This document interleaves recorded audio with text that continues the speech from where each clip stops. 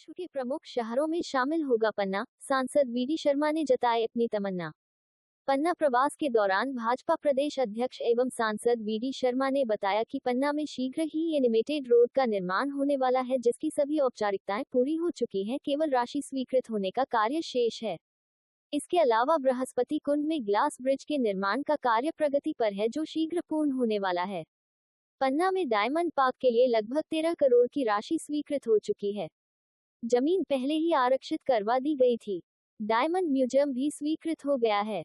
Medical college का भी निर्माण होना है। इसके अलावा शीघ्र ही रेलवे लाइन तैयार होने वाली है और पुरुषोत्तमपुर के पास डायमंड आकर रेलवे स्टेशन के निर्माण के लिए भी राशि स्वीकृत हो गई है। शीघ्र सभी निर्माण कार्य पूर्ण होंगे, जिससे पन्ना विश्व के प्रमुख शहरों में शामिल हो सकेगा। इसके अलावा पर्यटन और रोजगार के लिए और भी कई सौगातें शीघ्र मिलने की संभावना जताई है। काफी प्रयास किया आपने, गडकरी जी से पहले दिन मुलाकात की है। कब तक ये पन्ना की जनता को? देखिए, पन्ना इस देश के अंदर एक प्रमुख शहर बनता जा रहा है और टूरिज्म को लेकर के खास तौर पर पन्ना टाइगर रिजर्व, बृहस्पति कुंड जैसा झरना और उसकी जो तैयारी इस प्रकार की है, तो मैं ऐसा मानता हूँ कि इस दिशा में एलिवेटेड रोड के माध्यम से पन्ना का जो टूरिज्म है उसको बूम आएगा, उसको बड़ी अपॉर्चुनिटी मिलेगी। इसलिए प्रयास सबने मिलकर के किया है कि एलिवेटेड रोड बने और नितिन गडकरी जी को मैं धन्यवाद करता हूँ। माननीय प्रधानमंत्री जी के नेतृत्व में जिस प्रकार से उन्होंने एलिवेटेड रोड से लेकर के अन्य रोडों के बारे में भी जो लगातार प्रयास किए हैं, और मैं ऐसा मानता हूं कि एलिवेटेड रोड उसकी स्वीकृति मिलेगी। प्राथमिक तैयारी उसकी हो गई है और जिसको सैद्धांतिक सहमति कहते हैं वो भी हो गई है और जल्दी ही मुझे लगता है कि ये काम हमारा पूरा होगा। डायमंड पार्क भी पन्ना के लिए राशि आ गई है, ये जनता को पन्ना एशिया का एक ऐसा स्थान है जहां पर सबसे अच्छा डायमंड मिलता है और एनएमडीसी एशिया की सबसे बड़ी और पहली खदान है।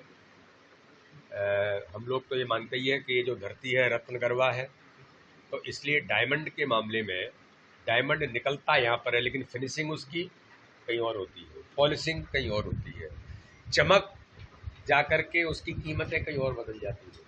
इसलिए पन्ना का डायमंड पार्क ये एक ऐतिहासिक कदम है। मैं माननीय मुख्यमंत्री जी का इस बात के लिए धन्यवाद करता हूँ, हमारे स्थानीय नेतृत्व का धन्यवाद करता हूँ कि जिनके प्रयासों से पन्ना डायमंड पार्क और पन्ना में डायमंड म्यूजियम कि यहाँ आने वाले जो लोग हैं, टूरिस्ट हैं, वो देखें कि किस प्रकार से पन्ना में डायमंड मिलता है।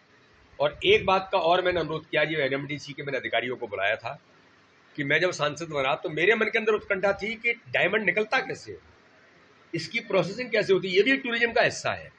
तो एनएमडीसी इसका एक एग्जीबिशन और प्रोसेसिंग का एक प्रोसेस तैयार करके कैसे डायमंड की प्रोसेस होती है, निकालने से लेकर के डायमंड को पॉलिशिंग फिनिशिंग तक, ये भी लोगों के मन के अंदर उत्कंठा होती है आने वाले टूरिज्म के लिए। टूरिज्म का ये भी हिस्सा बनेगा। तो एनएमडीसी कठिन प्रयासों के बाद मैं इस बात को मानता हूं कि जिस प्रकार से एनएमडीसी जो यहाँ की पहचान थी वो बंद हो गई थी, लेकिन फिर शुरुआत हुई है। मैं हमारे प्रधानमंत्री नरेंद्र मोदी जी का और हमारे पर्यावरण मंत्री आदरणीय भूपेंद्र यादव जी को इस बात के लिए धन्यवाद करता हूँ कि उन्होंने इसको अनुमति दे करके आज इसकी शुरुआत फिर पन्ना के अंदर हुई है। तो डायमंड पार्क भी बन रहा है, डायमंड म्यूजियम भी बन रहा है और पन्ना के मंदिरों से लेकर के ये जो टूरिज्म का हिस्सा है ये और अच्छे से अच्छा कैसे बने, ये भी हम सब लोग मिलकर के प्रयास कर रहे हैं।